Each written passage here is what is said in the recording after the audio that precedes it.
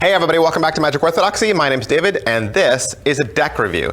Today we're going to look at the number 3 Smith Signature Edition from Conjuring Arts Research Center.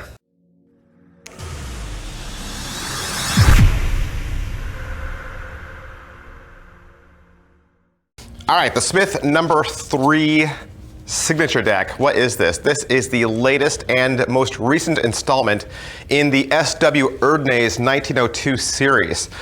Several of these decks have been released from Conjuring Arts, and this deck features a repetitive pattern on the back.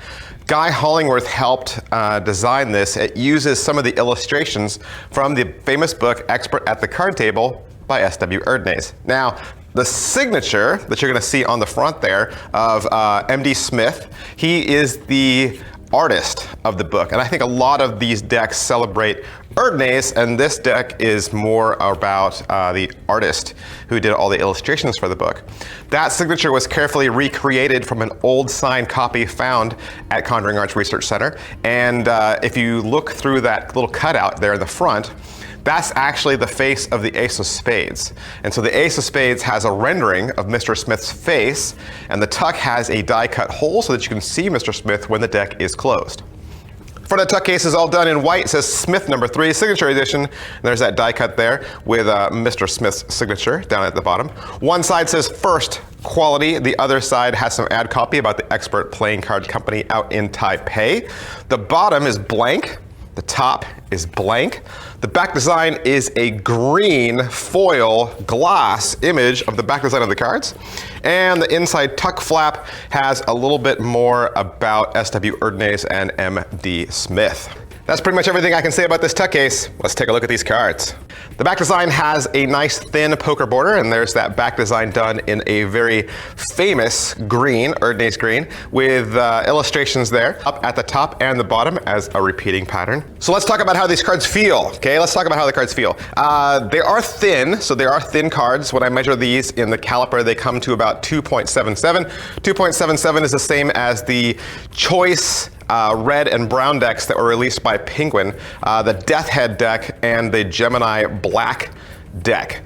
Thin cards, however, they have a very slick, very glossy surface, and they feel like you're holding like gloss photographs in your hand. Like that's really what it feels like. So this is the Expert Playing Card Company out in Taipei, okay? So I don't love the stock. I don't love the stock. With this deck, you're going to get 2 original Jokers. It's the same Joker maybe you've got with some of the other Erdnase 1902 decks. It's Erdnase with his back to you, seated at the table. It says the Joker at the top, Expert Playing Card Company at the bottom, and the cards are different from one desk to the next.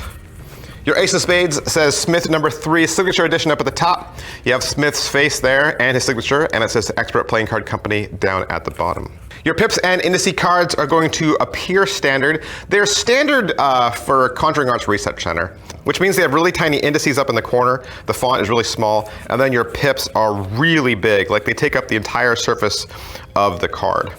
Your core cards are going to be the older, more Arco-looking cards. They're not really Arco, but they're more of the classic look.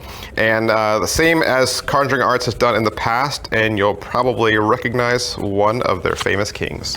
All right, so S.W. Erdnase, most likely a pseudonym. He's the author of the book, The Expert at the Card Table, and that is a book detailing sleight of hand and cheating techniques using playing cards. The book has been in continual publication since 1902, and Erdnase's true identity is one of those mysteries in the magic community. What do we know? What do we know? We know, well, maybe the author's last name in reverse is E.S. Andrews. He points out in the book often that he needs money. Some of the illustrations in the book carry a copyright statement beneath the drawing, and others don't. Marshall Smith, who did the illustrations for the book, says he met the author in a hotel room and being paid with a check, says the guy was well-spoken, gentlemanly, and short. Based on the contents of the book and the level of subtlety in his explanations, the author appears to have been highly knowledgeable in psychology, deception, and gambling. The author also appears to have some knowledge in the law based on the fact that he had some of those illustrations copyrighted. Maybe he was just, paranoid somebody would steal his invention. All right, so let's talk about expert at the card table, because, you can't be a magician, you can't be a card collector and go, too far without somebody mentioning, oh, the expert at the card table is the best book in the world. Let's talk about that. Expert at the card table is often referred to simply as the Bible. Now, the first section of the book deals with card table artifice, or to put it more bluntly, cheating at cards. Step by step, Mr. Erdnase demonstrates his own systems of false shuffling, false riffling and cutting, dealing from the bottom, and such slick moves as palming cards, skinning the hand, and even 3-card Monty. The second section covers the art of forcing a card, 1- and 2-hand transformations, the devious slide, and a whole lot more.